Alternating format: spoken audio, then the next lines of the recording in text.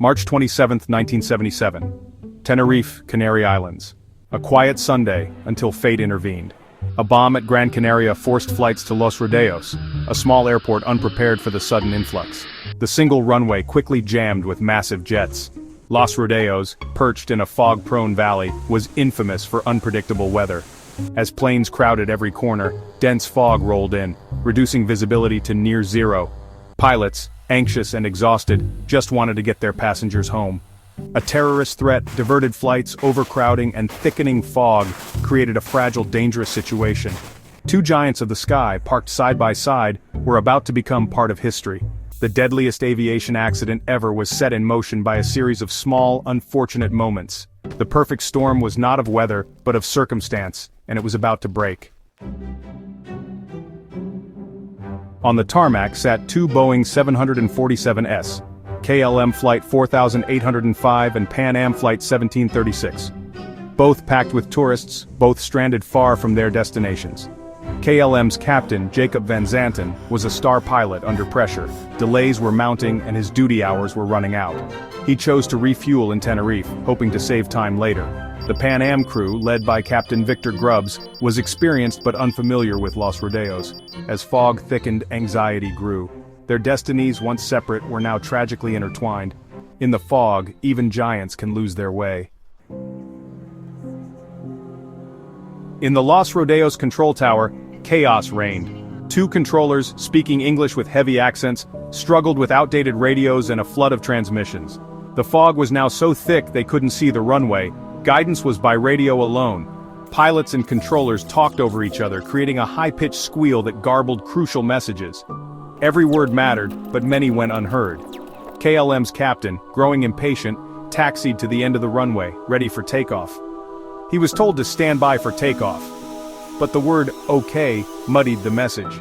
At the same moment, Pan Am radioed, "We're still taxiing down the runway." The two transmissions overlapped, blocking each other out. KLM's crew heard only what they wanted. "Okay."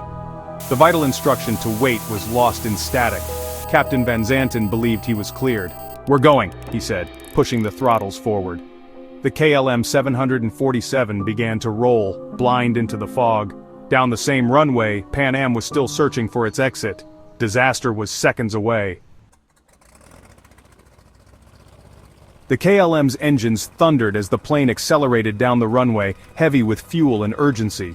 Inside, the crew was tense. Co-pilot Moores had doubts, but Van Zanten pressed on. In the fog, the Pan Am jet was still on the runway, its crew suddenly hearing the roar of engines. "Let's get the hell out of here," Bragg joked nervously. Then, through a break in the fog, they saw the KLM's landing lights bearing down on them. Panic erupted. Captain Grubbs slammed the throttles, trying to turn off the runway. The massive Pan Am jet lumbered left, desperate to escape. In the KLM cockpit, the co-pilot shouted, "V1!" the point of no return. Suddenly, the Pan Am silhouette appeared. Van Zanten yanked the controls, trying to leap over the other plane. The KLM's nose lifted, tail scraping the runway, sparks flying. For a split second, it seemed they might clear it, but the KLM was too heavy, too slow. The giants were on a collision course. Passengers on both planes saw the impossible unfolding.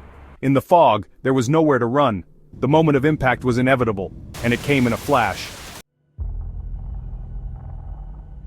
The KLM's landing gear and fuselage slammed into the Pan Am's upper deck. The collision tore open the Pan Am's cabin, engines shredding metal and lives. The KLM, mortally wounded, stayed airborne for a few hundred feet before crashing and exploding in a fireball. All 248 aboard KLM perished instantly. On Pan Am, chaos and fire erupted. Some passengers died on impact, others were trapped in the burning wreck. Flight attendants, injured but heroic, led survivors onto the wing and urged them to jump to safety. Co-pilot Bragg escaped through a cockpit window, urging others to follow. Flames spread fast. Hesitation meant death. 61 people from Pan Am survived, leaping from the wreckage into the foggy night. Their escape was a testament to courage and luck. The silence after the explosion was haunting. The runway, once crowded with giants, was now a scene of devastation. The world's worst aviation disaster had unfolded in minutes. Survivors became witnesses to history. The cost of miscommunication was written in fire. The echoes of that night would change aviation forever, and the world would never forget. The investigation that followed was relentless. How could two advanced jets collide on the ground? The answer, a chain of errors, but above all, a fatal miscommunication. KLM's captain took off without proper clearance. His haste, the ambiguous language, and the chaos sealed their fate. The Tenerife disaster forced aviation to change.